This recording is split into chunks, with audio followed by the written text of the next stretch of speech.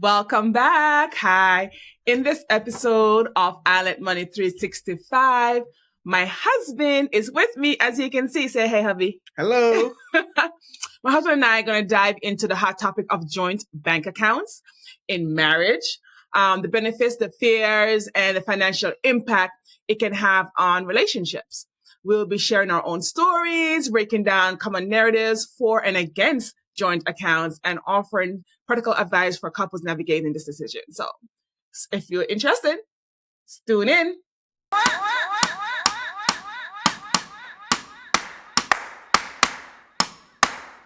Are you ready for the...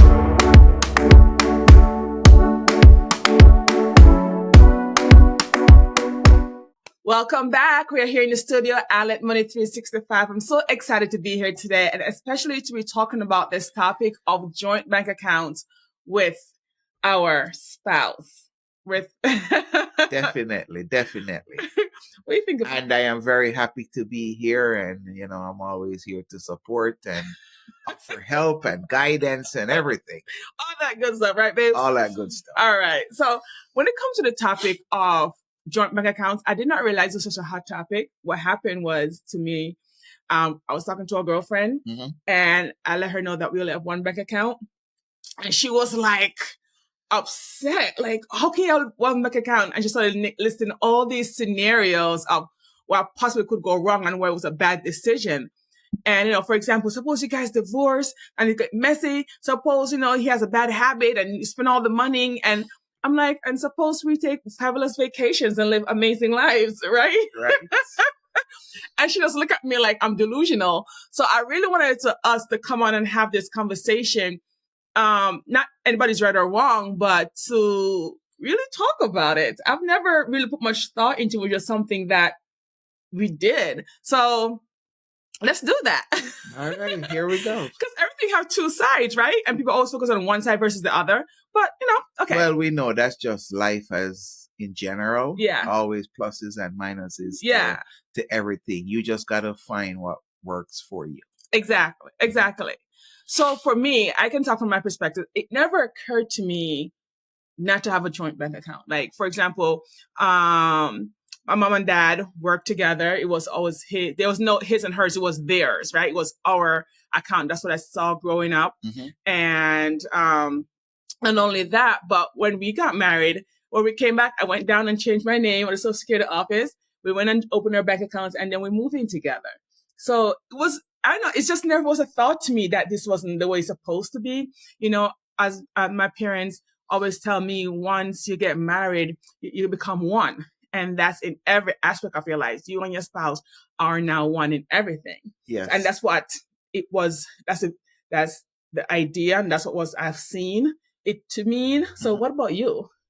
Well, growing up, I saw my parents, kind of did similar stuff. So, my mom kind of stayed home a lot of the time, and my dad went out and did all the work. Yeah. And I would see 90% of the time, my dad would just come home, give my mom his paycheck, and my mom would just take care of everything with it. So, and it's like, I never see my dad like asking like, oh, what are you doing with the money? Where's the money? All these different stuff. He just had that confidence of just knowing that everything was going to be taken care of. So to me, like, now being a man after witnessing all these different things as a kid, to me, like the thought was like, okay, we work together, we do what we have to do. And I also saw where my mom was making the best use of this money. She wasn't squandering it. So I'm like, this is how, this is good.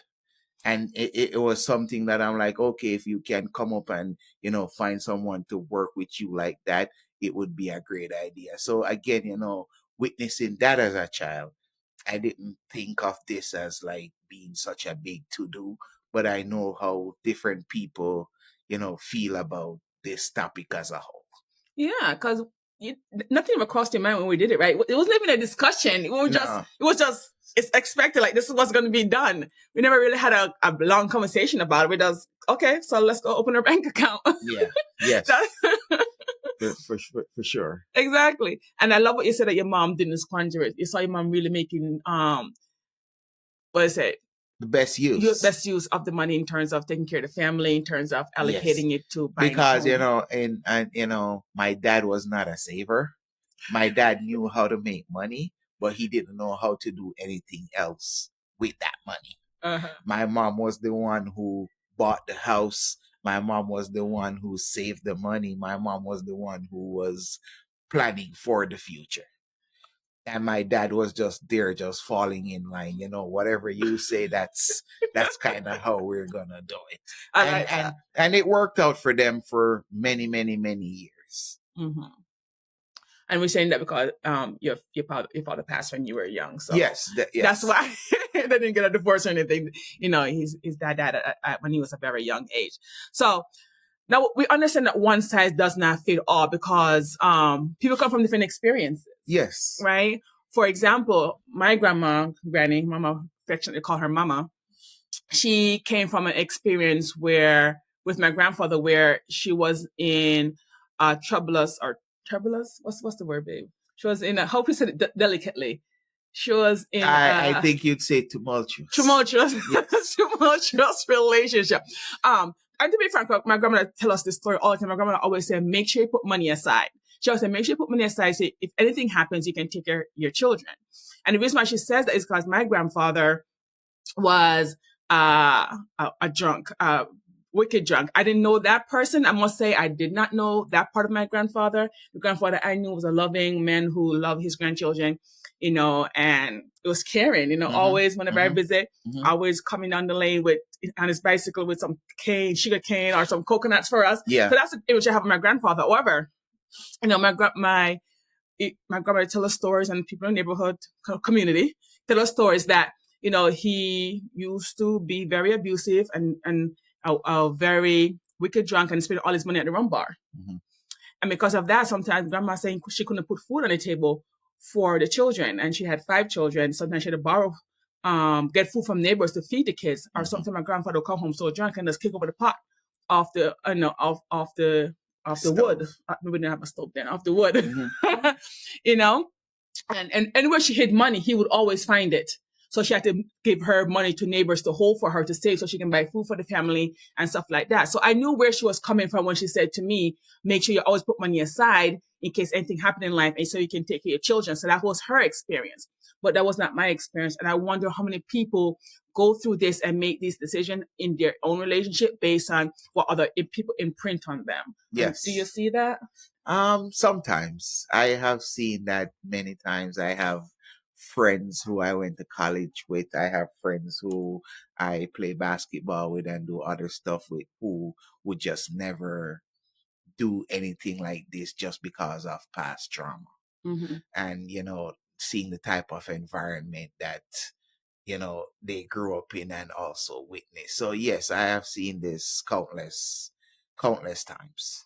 But we also have to remember that, we as human beings can change, we can evolve, and we can also let our past affect what we're trying to build together or trying to build with someone. Exactly. And don't make other people's trauma interfere with yours, right? Definitely. Because sometimes we witness them like, oh, I'm not doing that. So, let's get started. Some of the great benefits of having a joint bank account. So let's talk about that, and then we can talk about the negative side of it, what people say. So, okay.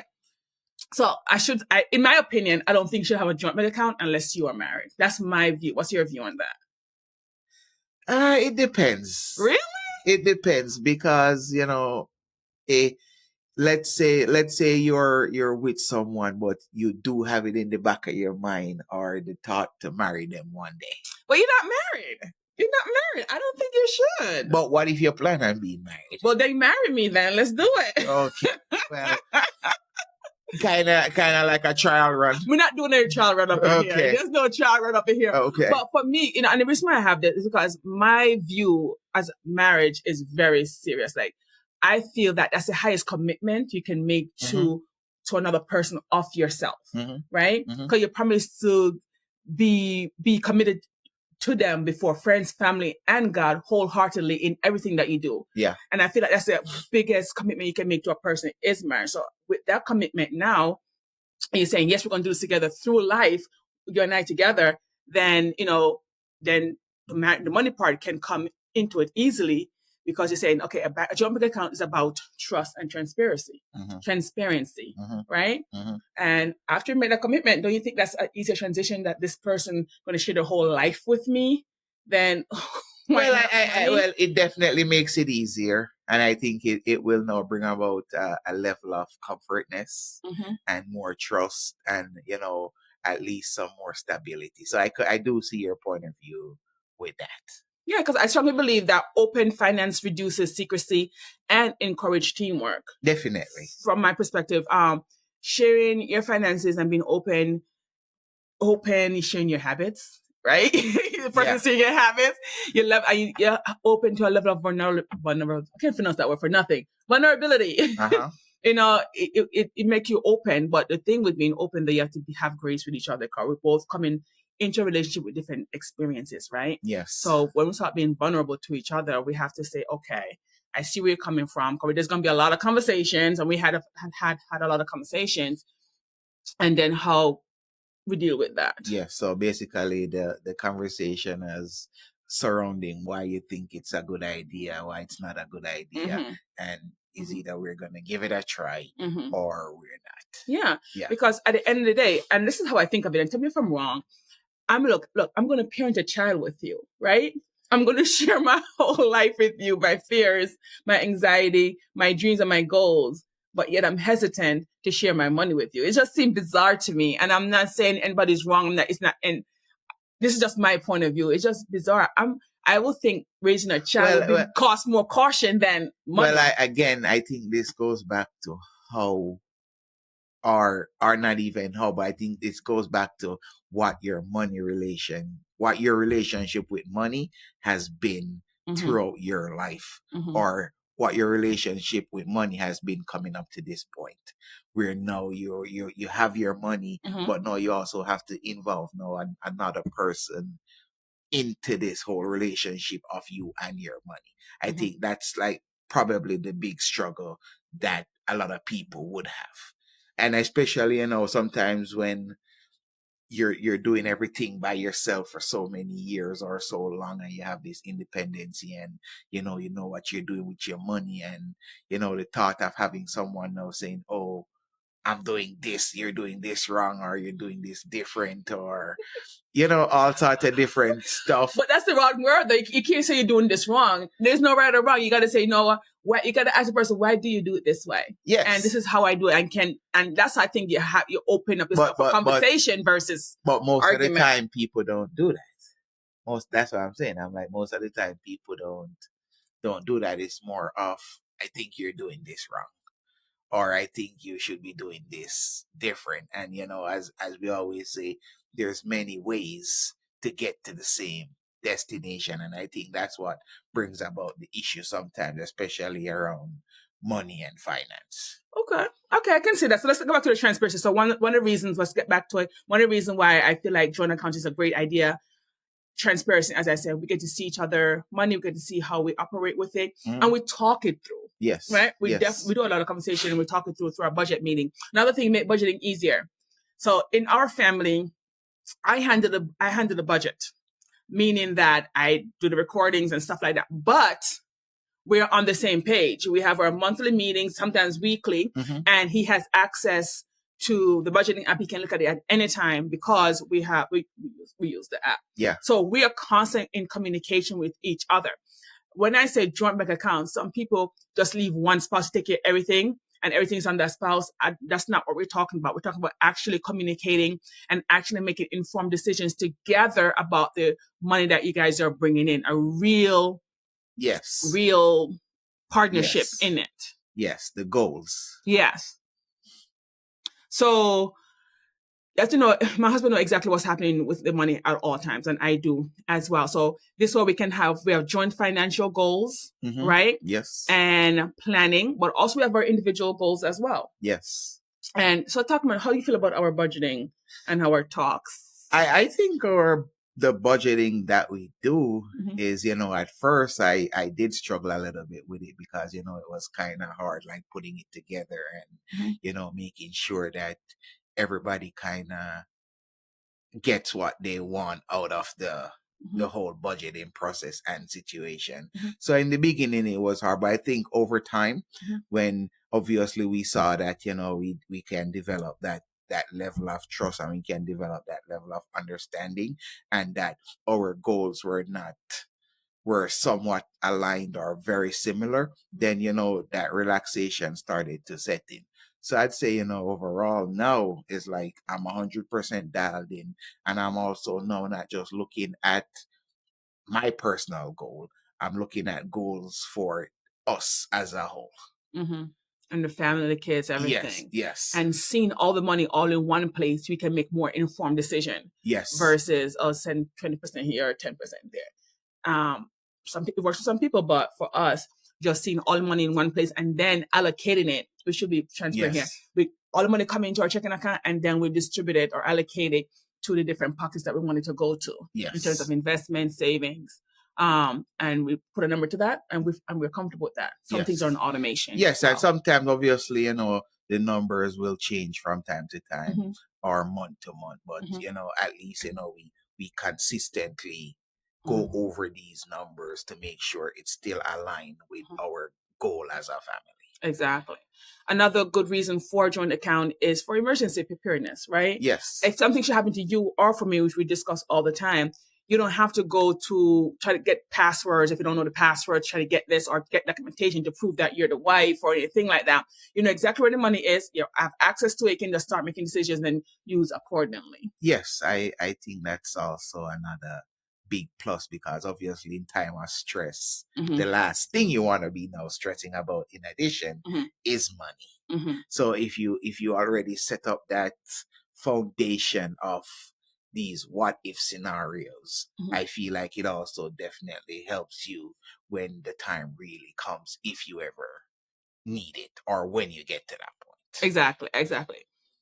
And I also believe that it allows for accountability and communication. Yes, definitely. Definitely. As we all know, money is one of those topics that 90% of people don't want to talk about. So Is that your data? That's your own data. This is not meh. factual.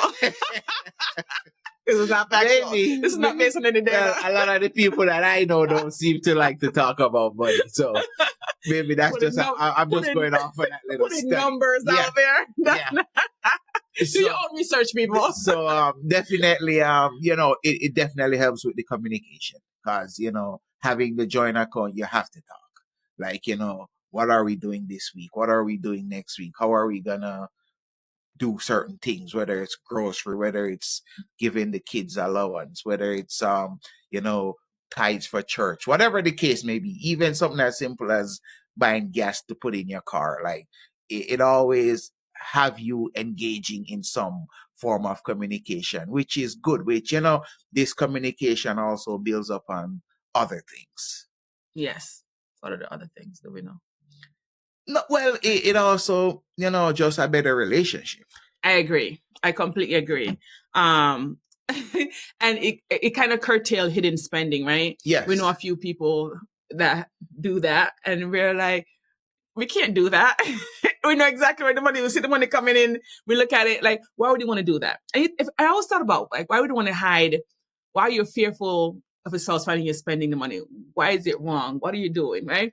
Because if I need something, for example, if I'm going to a gala, I'm going to the gala, and I'm going like, okay, babe, I'm going to the dress. Mhm. I'm going to get my hair done, my nails done. And you're going to be like, okay, let's allocate this money for that. Mhm. Right. So you know that. So you don't have to go through, and it's going to be stressful too, to be hiding money and things coming from Amazon. You're hiding it under your bed, in your closet.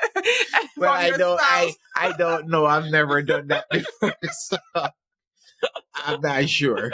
I don't know how that feels. I don't know how that feels.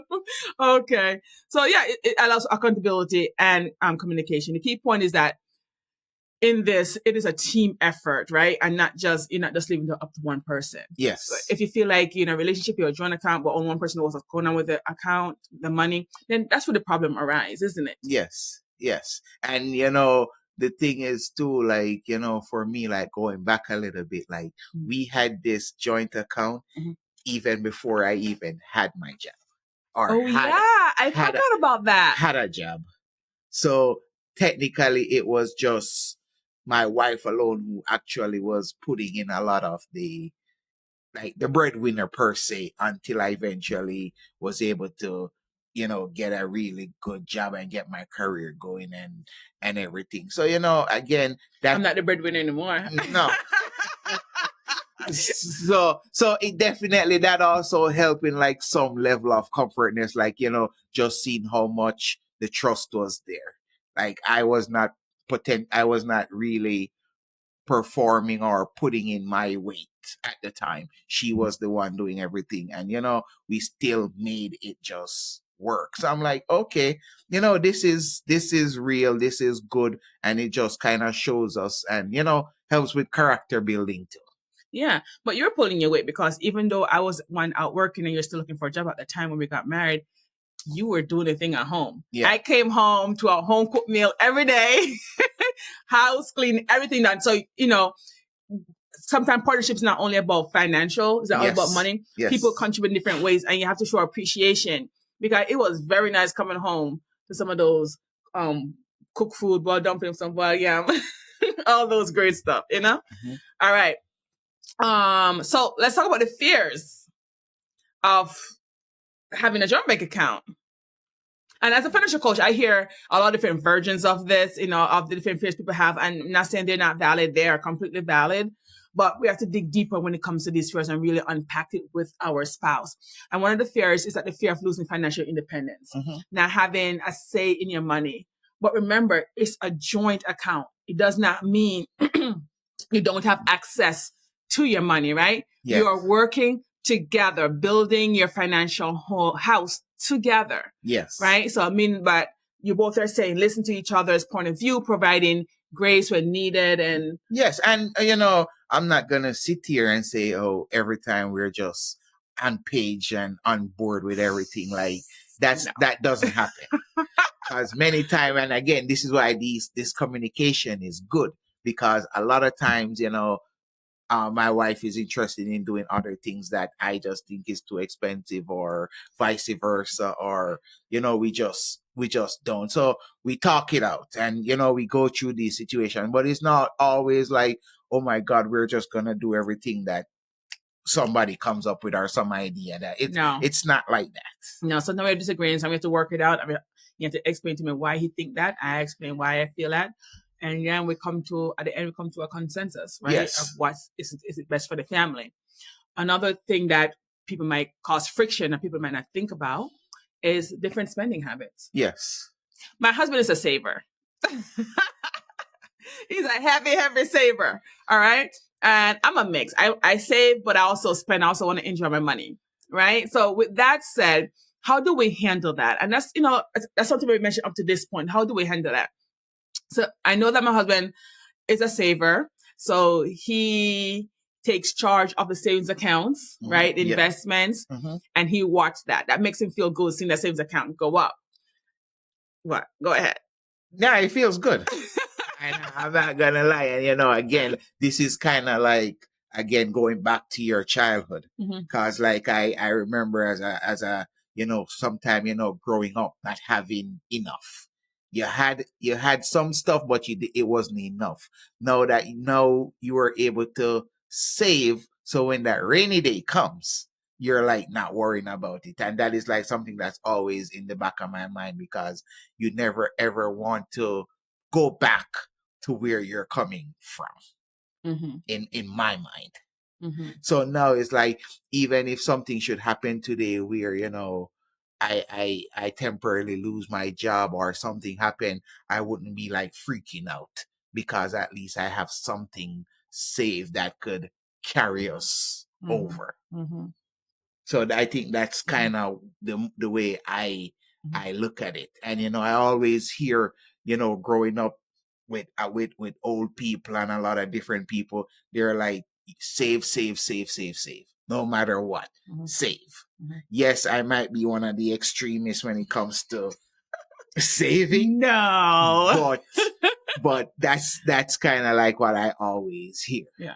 We gotta say elders. We can't say old people. Elders. I'm sorry. Yes.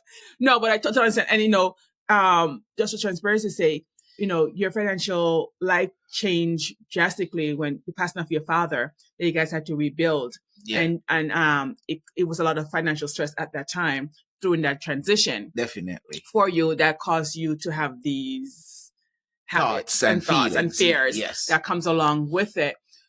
But so how do we handle that? Knowing that my husband has, and we have discussion where he's coming from, has these fears and want to make sure that his family is taken care of, even if anything happened to him or happened to me, want to make sure we're not struggling. And that's the biggest thing for him. We want to make sure his family doesn't struggle should anything happen.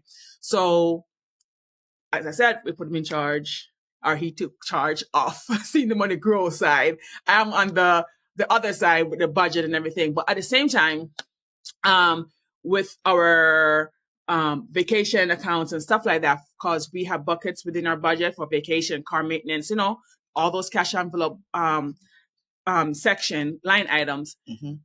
My husband also has to buy our vacation plan our vacation trips and spending money for our vacation trips. And that's important for him to do, because he needs to use his spending muscle. Like, he really need to use his spending muscle. And tell us the struggle with that. There, it is a struggle sometimes. It's like, you're just on that line of, you want your family to have a good time wherever we go. But at the same time, do we really need to spend so much money to go on this vacation? Like, can't we just go down to Florida? Do we need to go to Europe? Do we need to go to the Caribbean or somewhere? Like, can we go somewhere small? So, I deal with that too. But at the same time, I've also now come to the realization that, you have to live. You only have one life to live. So live it. And, we don't want to have regrets. But at the same time, I'm not trying to finish all the money. So it's just that balance. But the thing is, the reason I'm laughing is because we're not going to finish the money. Reason being, we have a set budget for vacation, right? Yeah. That we put money in there. From every paycheck, money goes into the vacation fund. Yeah. And, right, we do that all year. It never stops. So when the times come for vacation, we have the money. We know how much money we can spend based on how much money is in the account. And it's still difficult. It's still a challenge for you. That's why we saved up the money for this one thing. And it's still a challenge for you. It's just that, I want to go to vacation, but a part of me is still like, you could be using this money to do something else. Like what? Or you could be doing something else with it, or you could just, let it stay there and gain some interest, whatever the case may be. So yes, I do struggle with spending. That. But yeah, that's why we're a good team, because I'm like, no, we're going to go. We're going to go on vacation. And every vacation that I've ever gone on, I have enjoyed myself thoroughly.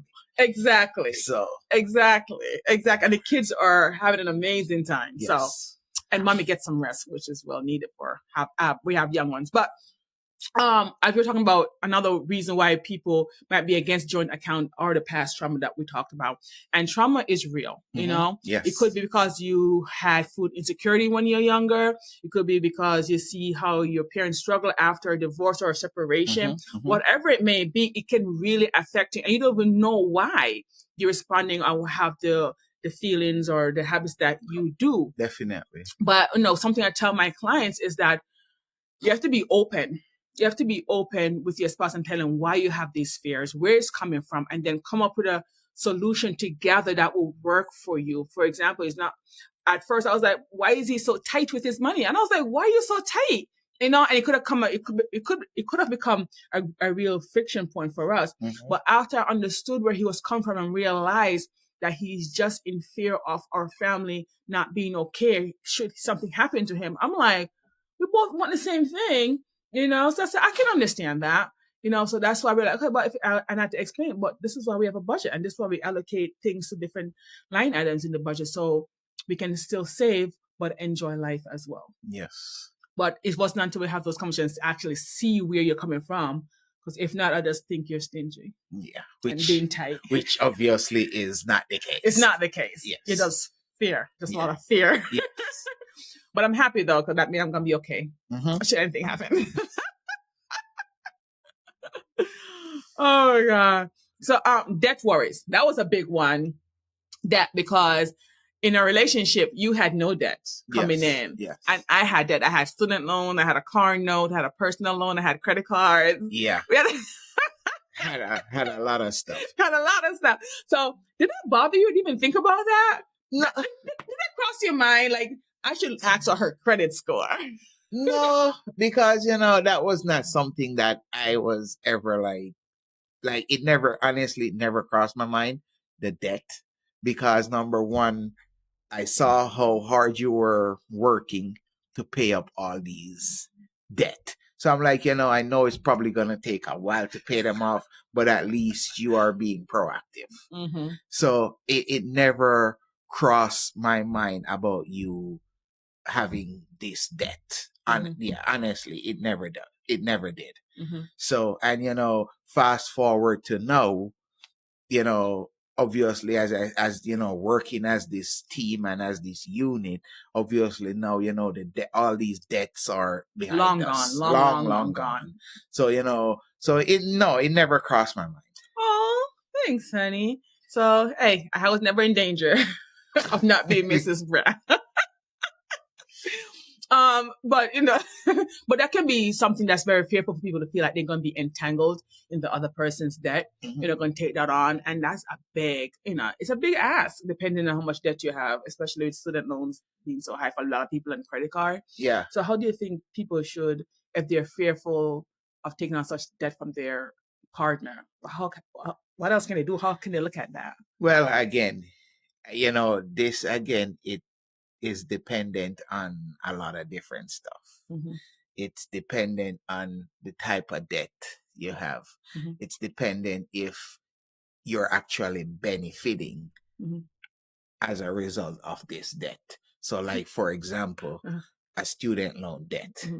You went to university or college and you have a debt because you needed the money to pay for school, Mhm. and you're now actually working in that profession or whatever. To me, that is acceptable. Mhm. But if you're now in, say, credit card debts Mhm. just to, because you wanted the Gucci bag or you wanted the vacation or you wanted something like that, is something I probably have to look into more or have a deeper conversation with you Mhm. as to what's going on here. Mhm. How can we figure out this? Maybe we need to work on stuff. Have Mhm.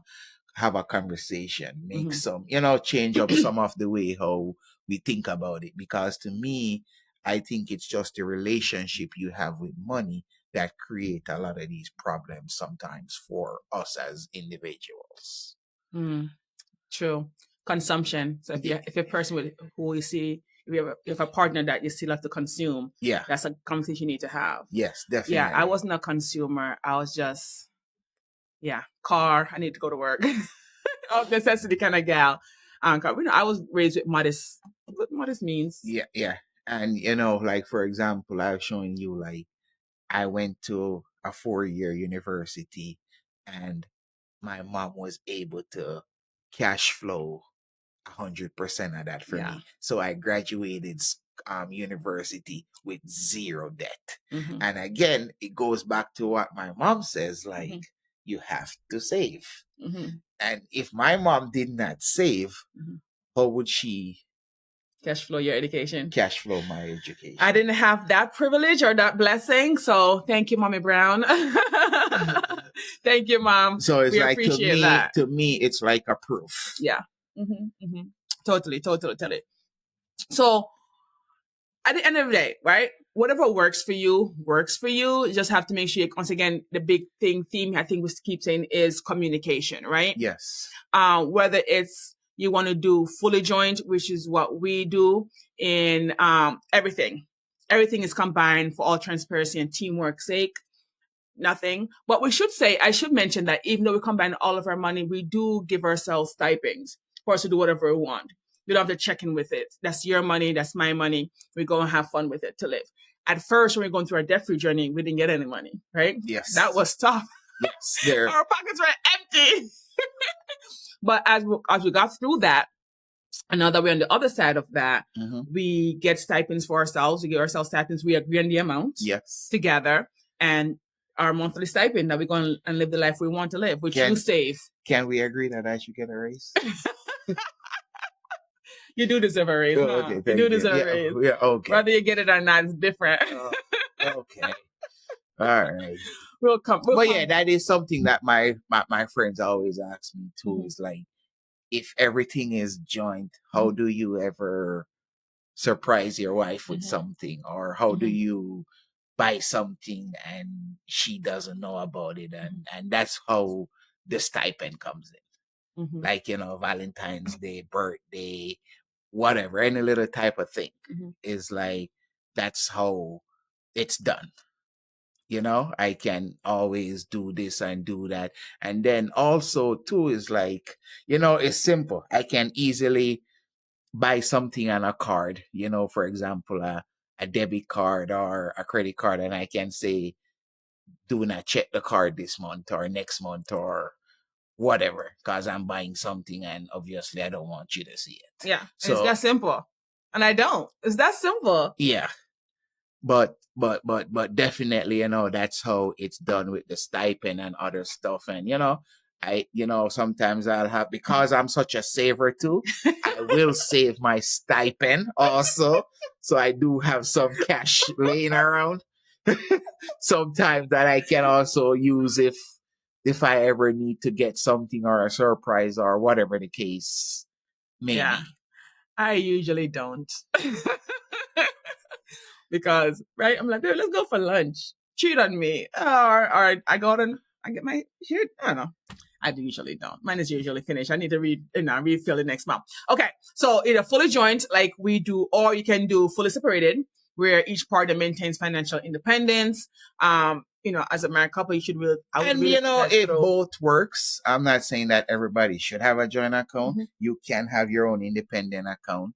You can have a joint account.